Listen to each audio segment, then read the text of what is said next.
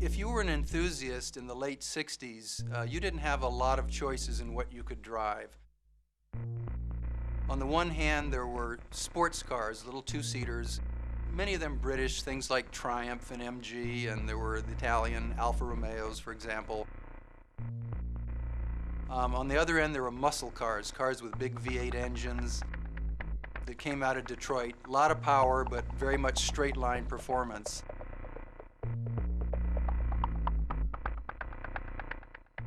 Luxury cars, as we knew them in those days, were defined by Cadillac and Lincoln. So for the most part, cars were big, cars were wallowy. There was perhaps a little bit of growing concern about environmentalism, growing concern about fuel efficiency. And also we had lots of interest left over from the 50s and the 40s even, with European cars and German cars eventually. So enthusiasts had their choices of, you know, either a small two-seater sports car or a big muscle car, but nothing kind of in the middle that combined a little bit more size and practicality with the sports car-like agility. And that's where BMW came in and filled that vacant spot.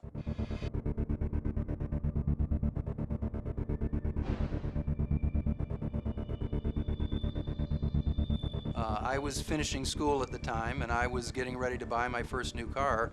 And only months from that, this David E. Davis article in Car and Driver in 1968 came out. Turn your hymnals to 2002. And he raved about this car.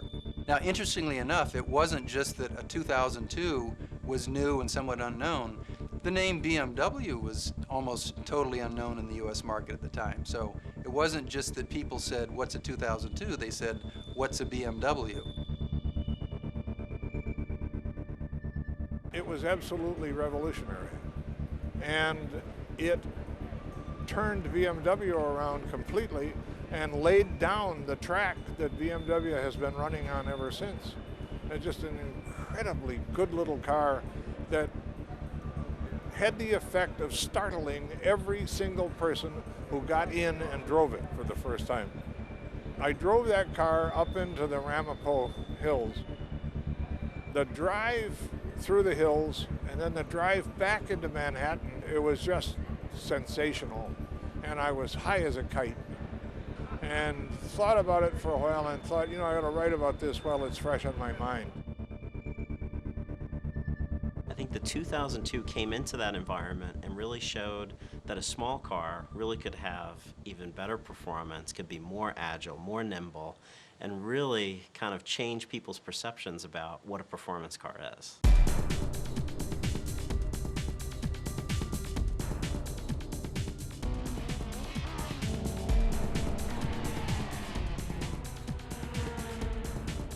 I think everybody looks back and points to that article as, you know, the one piece that really put BMW on the map in the US. When BMW of North America started business in 1975, the 2002 accounted for about 90% of our sales. The sports sedan has captured the heart of the American public, and that's helped to create a whole category of its own in the United States. When the 2002 was introduced, I think that introduced the whole country to the new sports sedan, a car that's fun to drive. By definition, a sports sedan is compact, light, agile, yet practical. And the 3 Series does that better than any other sedan on the market. It helped define the concept, and even in its 5th generation, it's still the benchmark. A concept like a sports sedan in the 2002 sort of snuck up and surprised everybody. It was something that was totally unexpected. Well, it's an original. I mean, if you think about the 2002, which is the origins of the 3 Series, everybody who owned a 2002 or had anything to do with them loved the car. I mean, it was wonderful. It was the first really interesting sports car that a young couple could own. In other words, you could have babies and a sports car at the same time. It was a 4-seater car embodying pleasures of a sports car. An unpretentious looking little box that you got in, and all of a sudden you said, gee, this is great visibility, and all the controls seem to fit really well. and then it really went. I mean, it accelerated, and the brakes were good, and the handling were good, and the whole package. You were really at one with the whole package, and really at one with the environment, because the visibility was so terrific. If you remember, a lower belt line and great greenhouse on the car, so it was a very invigorating and involving experience. The time Detroit was trying to go low and swoopy, the 2002 was a little upright car. Plenty of room, you could see well in all directions. It just looked like it had dropped from another planet. That's our roots. That's where we started. That's where we built our customer base. That's what defined us. And then we expanded our model range upwards, and today outwards a little bit more. But the 3 Series is, you know, where we began, and that's the core. So the sports sedan was created by the 2002. It's got practicality, it's got a real back seat, and I think it's been really the benchmark within the industry to try to replicate that.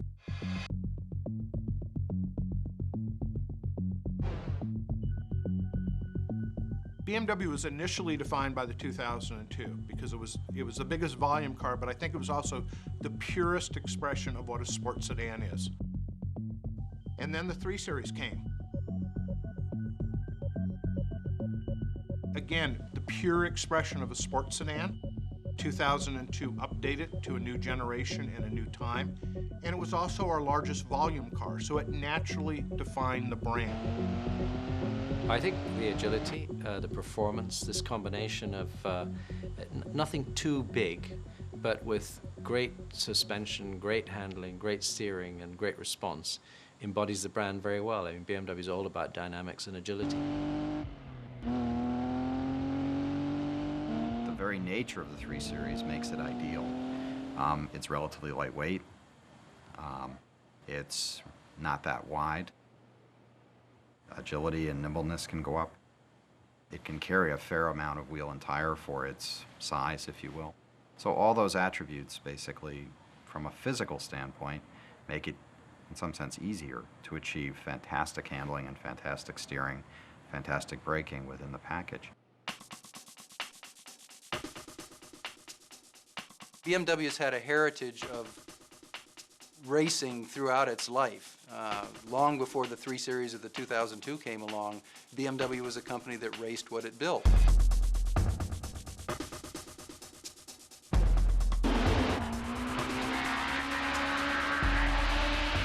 BMW had an awareness problem in 1975.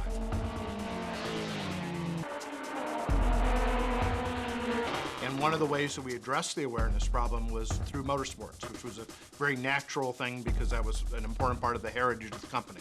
And we came up with, I think, what was the most exciting race car that BMW ever had, was the 320 Turbo. In keeping with the BMW tradition, this 3 Series surprised everybody because it was a relatively boxy look, great aerodynamics, great graphics on it, and this engine, which was a 4-cylinder turbocharged engine that produced enormous amounts of horsepower. And did great things like when you let up on the throttle, it would belch flames from the side. It had great noise, the power would come on tremendously. And David was a very, very competitive driver with it, and we won a lot of races, and I think attracted an enormous amount of attention. Every BMW that we've raced, particularly here in the U.S., has been based on a pure production car. We don't start with a plastic body or a silhouette shape or something. We take a production car and a production engine and build them up for racing. So it says a lot about the good basic engineering that exists in a BMW, that it forms this strong basis for a successful race car. So 3 Series racing is sort of, again, part of the authentic nature of the 3 Series, authentic nature of BMW.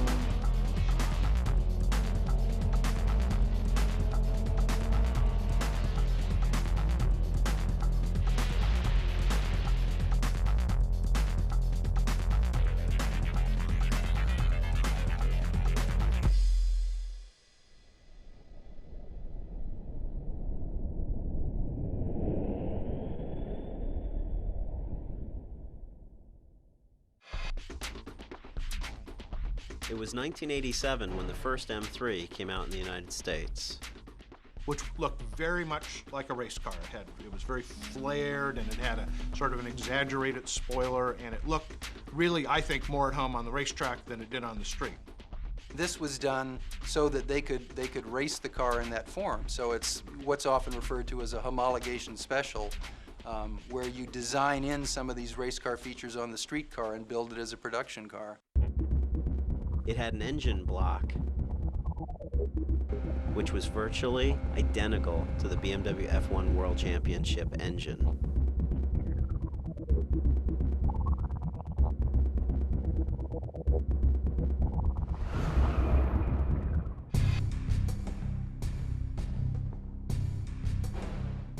When you think about the E36, the important thing to remember is what was going on in the market when the model was introduced. It was 1991. The whole luxury performance market was in a sales slump. BMW was in a serious sales slump. Lexus had just entered the market and established itself as a real viable contender. So there was a lot going on in the market, and it was a time when BMW really had to reassert itself as the performance, sedan, ultimate driving machine company. The good news is that the E36 was a terrific car. The styling was much more sophisticated than the previous generations. It had evolved from a real boxy style that had come from the 2002 through the first two generations of the 3 Series into more of an elegant design. And there's even some styling cues on that car, like the little spoiler line across the trunk that went on to the next generation and can even be seen in the E90. So it started to look like a more sophisticated and more subtle car. The engines got better. We had a 2.5 liter engine, dual overhead cam, new multi-link rear suspension in the car. So the sophistication continued to evolve and continued to support the ultimate driving machine positioning. We've won this huge succession of awards from Car and Driver, with the 3 Series being one of the 10 best cars for 14 or 15 years. And it really started with that model.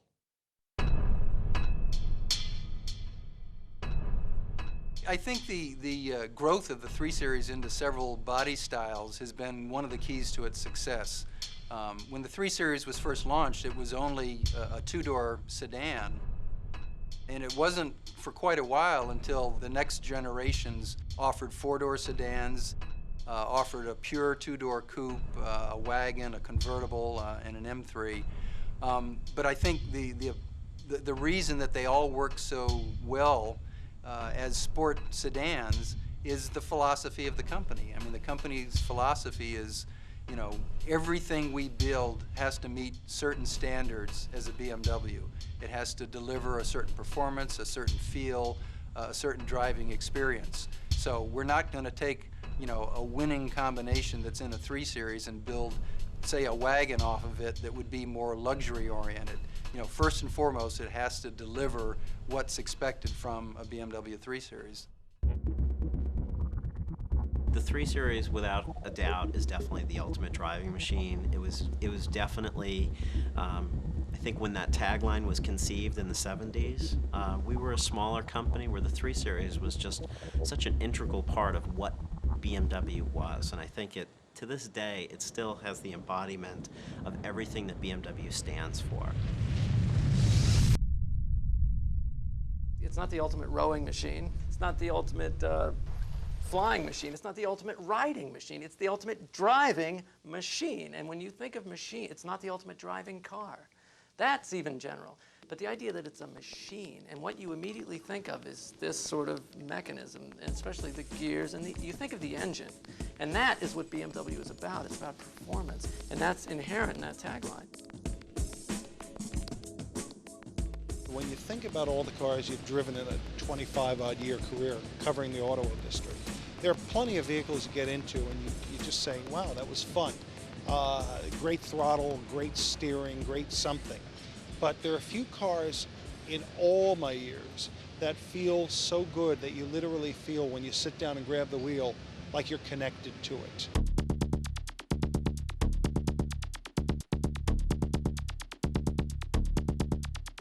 It's one of the few phrases, if you will, in the marketing world that has transcended generations. And I think it's because it so perfectly captures what you feel.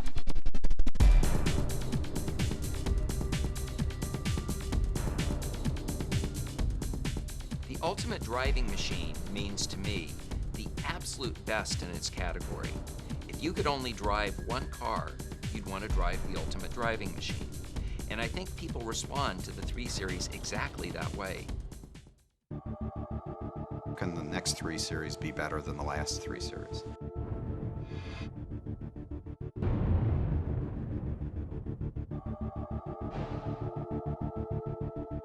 We're on our 5th generation, and the question's been asked 5 times.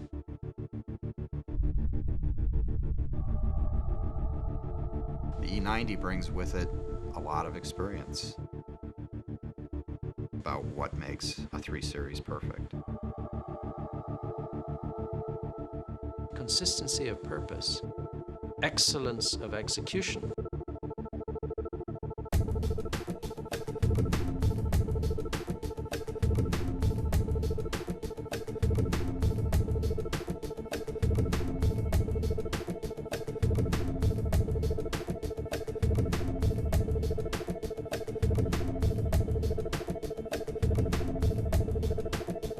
E90 really has to be a very tough benchmark. I mean, all of this discussion that we're having here is how fantastic the 3 Series is, and all the way back to all of the predecessors. So think about the unbelievable amount of pressure that's on E90 to display its prowess. You see advances in suspension. I mean, the suspension is a whole nother generation forward from the existing 3 Series. The engines represent phenomenal advancements. We bring Valtronic to the engine, so we get extremely good responsiveness plus good fuel efficiency. We've gone for very lightweight, which makes the weight distribution even better in some sense. We've added safety features, so the E90 is an extremely safe vehicle. Fuel efficiency improves with the engine improvements, at the same time performance does. So those are fantastic kinds of advancements. The first engine that's ever used for production engine that's ever used magnesium and aluminium together. That gives it a much lighter weight, more specific performance. I think in many ways it's a grown-up 3 Series.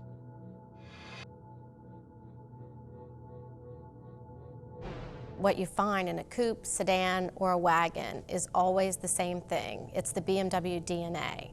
And each vehicle is always a true driving vehicle. You can trace the 3 Series right back through the generations, and you can see the value in what's been done. You can see that the magic has continued to work, and there has been constant growth in the experience. I think that's a little bit of the magic. It's the original, and it's always difficult to displace the original so long as the subsequent iterations are substantially better. The essence of the car has really not changed, but the interpretation of the car has evolved and evolved and evolved to what we're driving today. That's the testament to the 3 Series. The 3 Series perseveres. The 3 Series has the longevity. It has all the pedigree from over 30 years of kind of knowledge. That's what really makes it different. The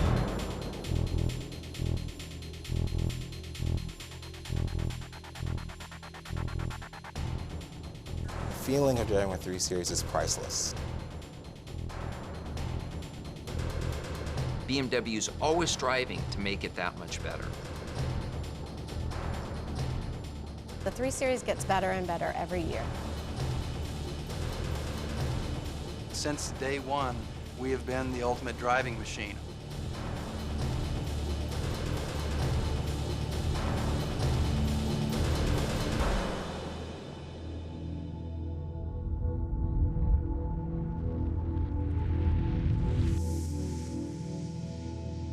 All of our competitors build good cars.